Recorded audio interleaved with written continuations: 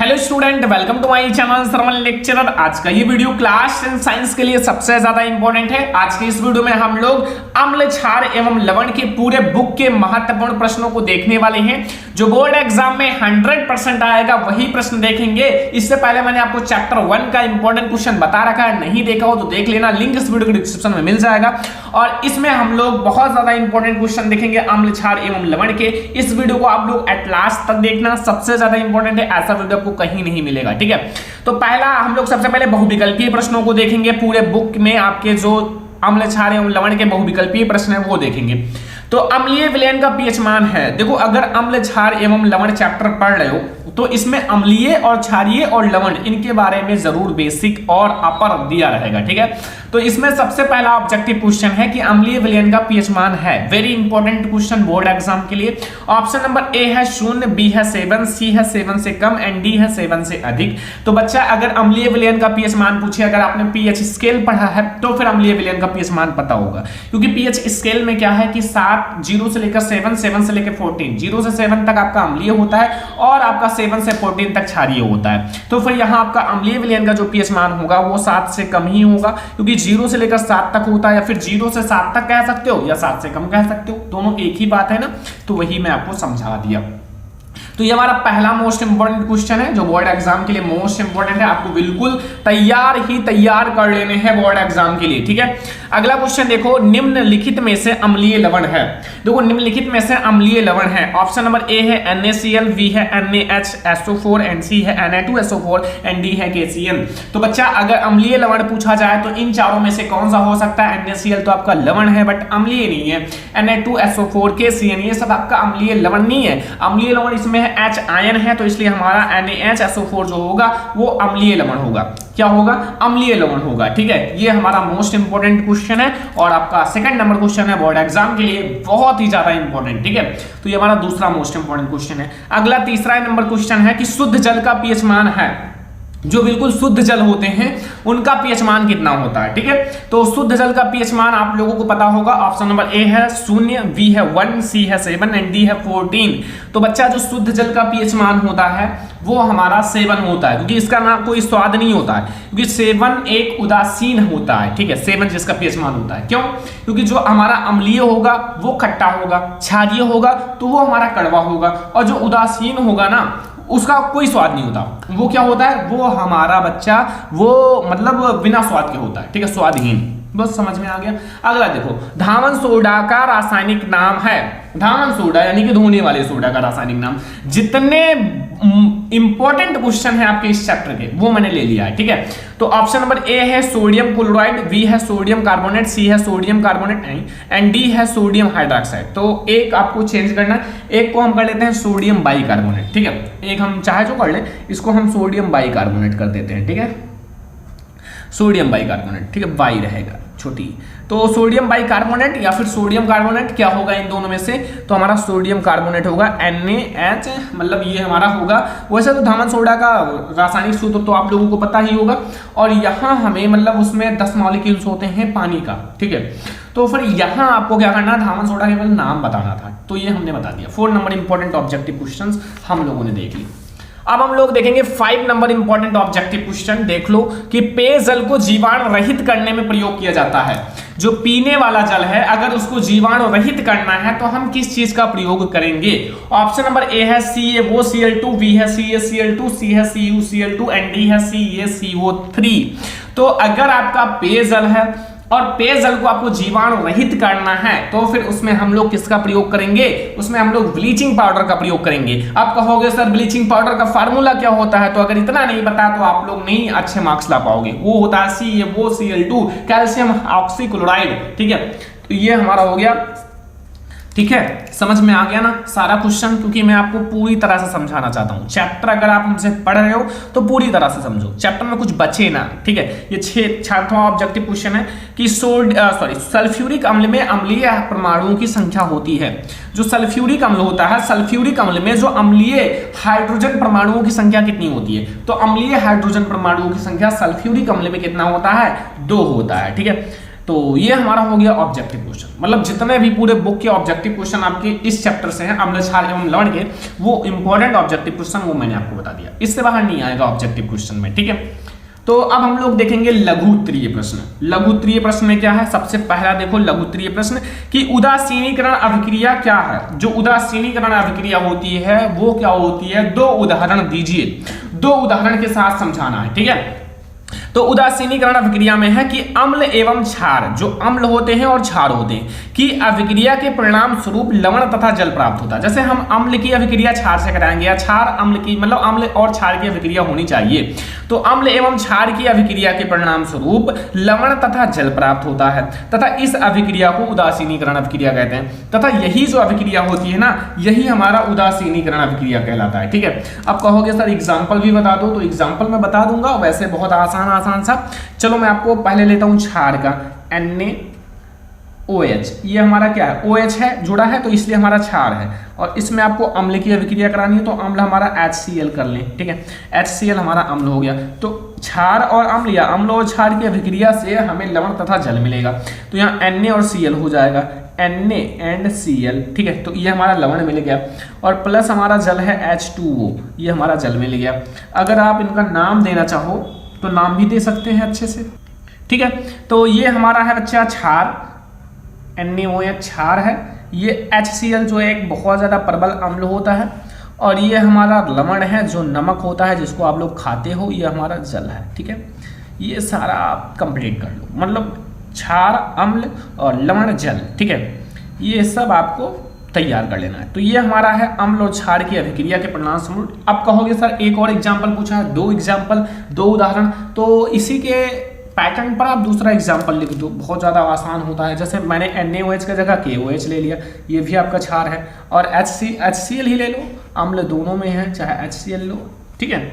और मैं आपको एक एग्जैक्ट बताता हूँ कि आपको ज़्यादा अच्छे से याद रहे। तो फिर अब क्या होगा, यहाँ से KCl बन जाएगा, ये भी एक लवण है KCl, और फिर आपका पानी बाहर निकल आएगा, बस यही चीज़ है, ठीक है। ये लवण है, ये अम्ल है, ये आपका लवण, सॉरी ये आपका क्षार है, ये अम्ल है, ये लवण है, ये जल है, बस इतनी चीज़ें। तो ये हमारा उदासीनीकरण अभिक्रिया है, बोर्ड एग्जाम के लिए वेरी इंपॉर्टेंट है। अगर आप नहीं तैयार करोगे तो फिर समझ लो आप अपना एक इंपॉर्टेंट क्वेश्चन छोड़ दोगे, ठीक है। तो ये हमारा पहला लघु उत्तरीय प्रश्न है। तो अब हम लोग देखेंगे दूसरा मोस्ट इंपॉर्टेंट लघु उत्तरीय प्रश्न। दूसरा लघु उत्तरीय प्रश्न आप लोग देखो, इसमें पूछ रहा है प्लास्टर ऑफ पेरिस को अर्धरोधी बर्तन में क्यों रखा जाना चाहिए। जो प्लास्टर ऑफ पेरिस होता है उसको अर्धरोधी बर्तन में क्यों रखा जाना चाहिए, इसकी व्याख्या कीजिए। इसकी आपको अच्छे से व्याख्या करनी है, ठीक है। तो बहुत ज्यादा आसान है। सबसे पहले मैं आपको थोड़ा सा समझा देता हूँ, प्लास्टर ऑफ पेरिस को अर्धरोधी बर्तन में क्यों रखा जाना चाहिए। तो सबसे पहले थोड़ा सा समझ लो, फिर अभिक्रिया से समझ जाना। प्लास्टर ऑफ पेरिस को अर्धरोधी बर्तन में रखा जाना चाहिए। जो प्लास्टर ऑफ पेरिस होता है उसको हम लोगों को अर्धरोधी बर्तन में रखा जाना चाहिए, क्योंकि यह आर्द्रता, नमी, जल के संपर्क में आकर बड़ी तीव्रता से जिप्सम में परिवर्तित हो जाता है। जो हमारा प्लास्टर ऑफ पेरिस है ये इन सब के संपर्क में आएगा तो बड़ी तेजी से जिप्सम में परिवर्तित हो जाता है, जो कि बहुत ही कठोर पदार्थ होता है, जो बहुत ही कठोर पदार्थ होता है। और अभिक्रिया का समीकरण भी समझ लो। जैसे आपका प्लास्टर ऑफ पेरिस का फार्मूला क्या होता है, CaSO4, ठीक है, इंटू हाफ H2O। ये हमारा प्लास्टर ऑफ पेरिस है।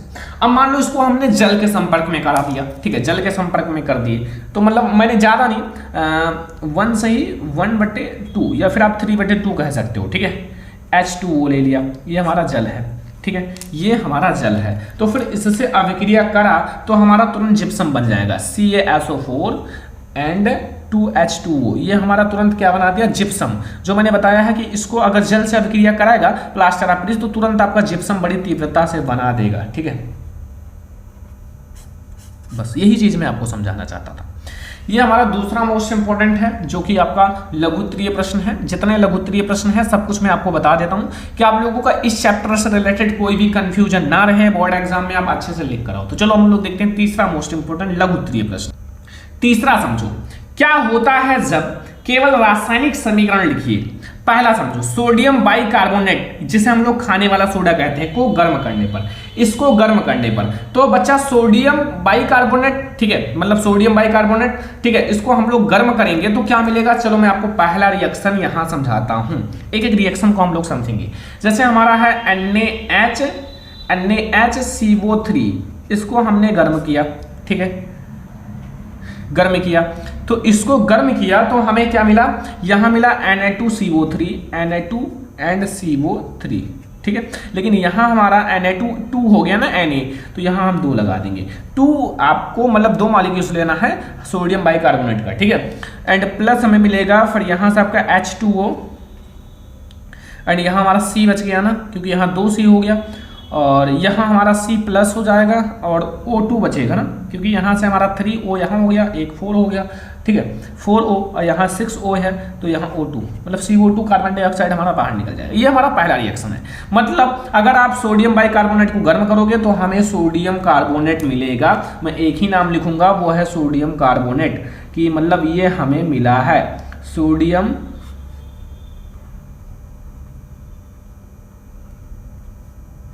कार्बोनेट, ठीक है। ये हमारा पहला रिएक्शन है।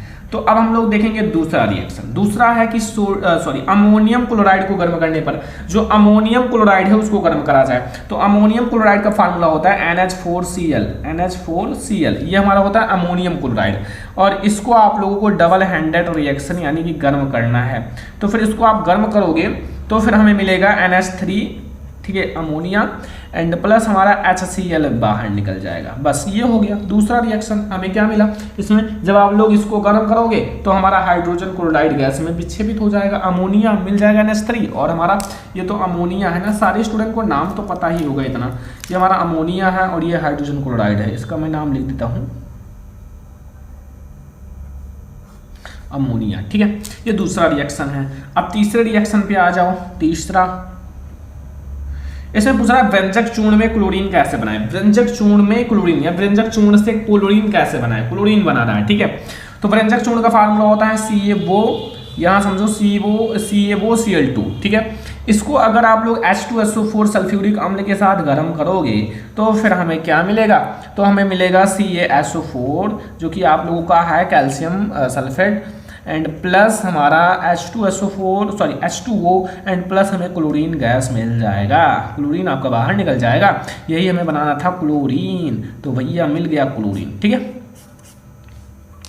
अगला है 4 नंबर। देखो मैं आपको रिएक्शन करना समझा देता हूँ, कुछ है नहीं। सोडियम ऑक्साइड को जल में घोला जाता है, तो सोडियम ऑक्साइड प्लस जल कर लो बस, Na2 से Na2, देखो इस पर Na2 क्यों हो गया, Na2 इसलिए हो गया क्योंकि O पर 2 माइनस चार्ज होता है और Na पर 1 प्लस चार्ज होता है। इन दोनों को बराबर करने के लिए हम Na2 कर देते हैं, तो 2 प्लस इस पर हो जाए 2 माइनस, यानी कि उदासीन हो जाएंगे, और प्लस उसको H2O में घोला गया, तो इसको जब आप घोलोगे तो हमारा 2NaOH बन जाएगा, मतलब सोडियम हाइड्रोक्साइड बन जाएगा, बस हो गया। तो ये हमारा है पूरा रिएक्शन, 4th रिएक्शन है। 4 इंपॉर्टेंट रिएक्शन है, अगर आएगा रिएक्शन तो बोर्ड एग्जाम में इससे बाहर नहीं आएगा।